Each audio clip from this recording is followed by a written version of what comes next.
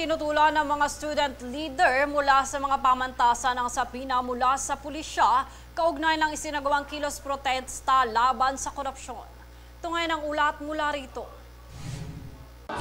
Sobra na! Pondo sa serbisyo! Huwag gawing negosyo! Pondo sa serbisyo! Huwag gawing negosyo!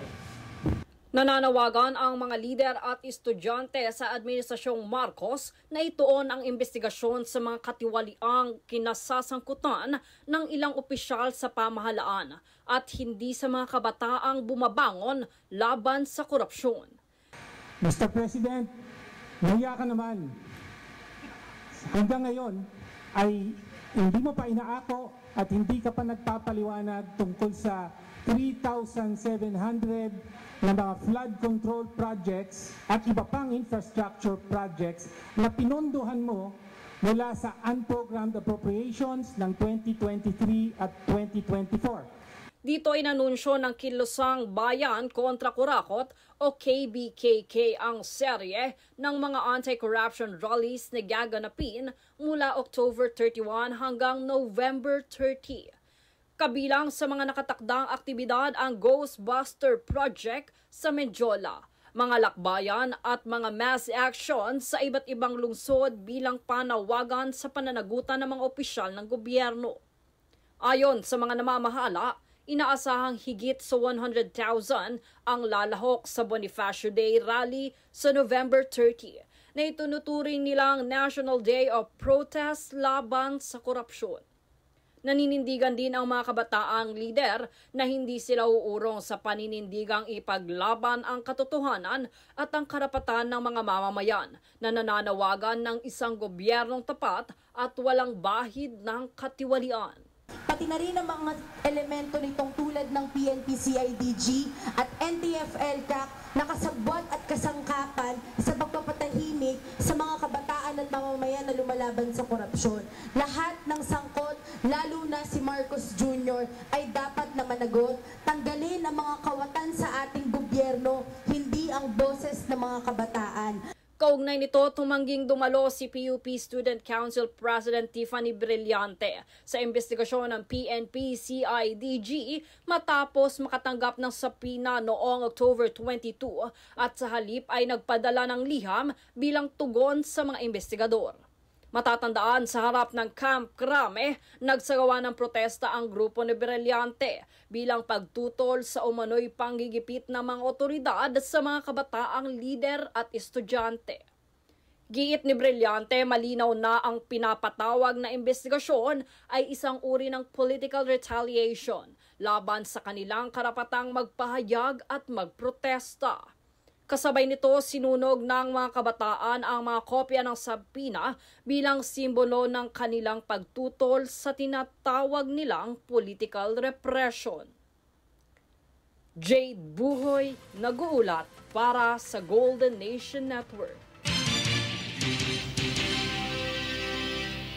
Samantala, inarasto ng Philippine National Police Special Armed Forces o PNP-SAF ang isang bomb maker na kabilang sa teroristang grupo na Daulah Islamiyah Hassan Group sa Palimbang, Sultan Kudarat.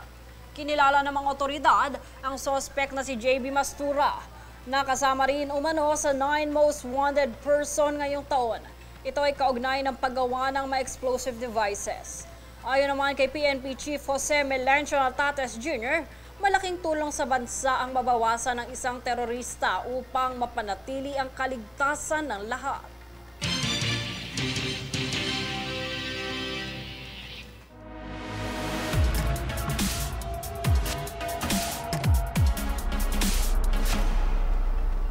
Naglabas naman ng pahayag si Bulusan Sorsogon Mayor Winnie Rafalo Romano ukol sa naging komento ni Vice Ganda na aniyay bulok na paaralan sa lugar ni Heart Evangelista. Sa isang episode ng Showtime, binahagi ni Vice Ganda ang kanyang naging karanasan noong siya'y bumisita sa Bagakay Elementary School sa Sorsogon, kung saan ayon sa kanya isa itong paaralan na walang reading materials. Kanya pa umano itong pinagawa at nagpadala ng tulong sa paaralan. Samantala, binigyan din ng alkalde ng Bulusan na walang kinalaman ng aktres na si Heart Evangelista sa naturang issue. Aniya nagpapasalamat ang LGU Bulusan sa pinakitang malasakit ni Vice. Ngunit ang paraan nitong pagsasamadla at komentong bulok na paaralan at walang reading materials ay nagdudulot ng kahihiyan sa nasabing paaralan, sa bayan ng Bulusan at sa Department of Education.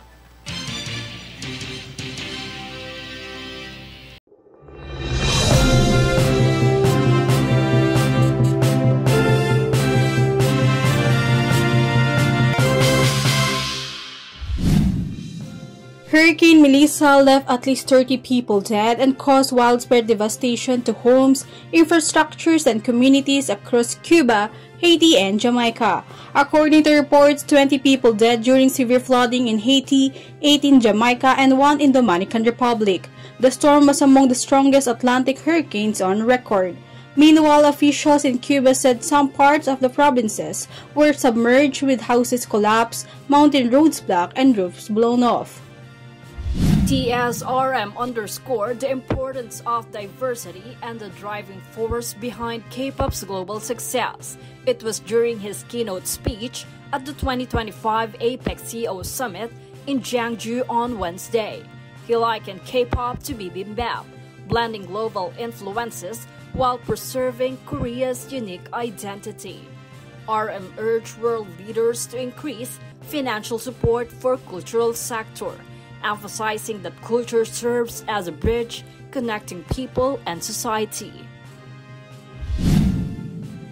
United States President Donald Trump attends a bilateral meeting with Chinese President Xi Jinping in Busan, South Korea, as the Asia-Pacific Economic Cooperation or APEC Summit is set to take place today. Trump called Xi a tough negotiator, but also a great leader of a great country. Trump wants to have a fantastic relationship with Chinese President Xi in a long period of time. Meanwhile, President Xi Jinping hailed Trump's diplomacy, saying that China and the U.S. can work together to accomplish more great things for the good of both countries and the whole world. We will be having some discussions. I think we've already agreed to a lot of things, and we'll agree to some more right now.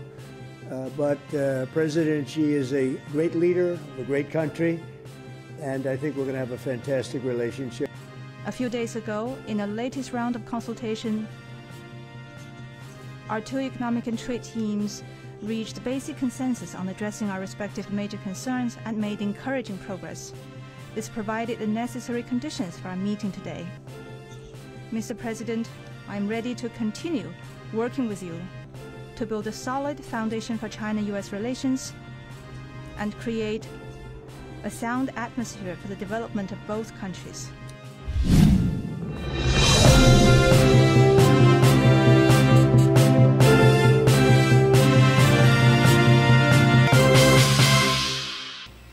At narito ang recap ng mga nagbabagang balita ngayon. Sa ulo ng mga balita, DOE, tiniyak ang sapat na supply ng kuryente at langis sa Undas. DTI, pinaiigting ang bantay presyo sa mga bilihin ngayong Undas. Live streaming ng prelim investigation ng ilang kasong hawak ng ombudsman, pinag-aaralan pa. Pahayag ni Gutesa sa Senado, umano'y peke ayon kay Representative Ridon. Bulusan Mayor, naglabas ng pahayag ukol sa naging komento ni Vice Ganda na bulok na paaralan sa lugar.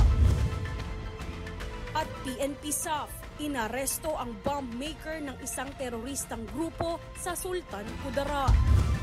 Patas at pantay na balita, komprehensibong ulat para sa pulso ng masa. Ito ang News Force. Yan ang pinakamainit na mga balita ngayong araw.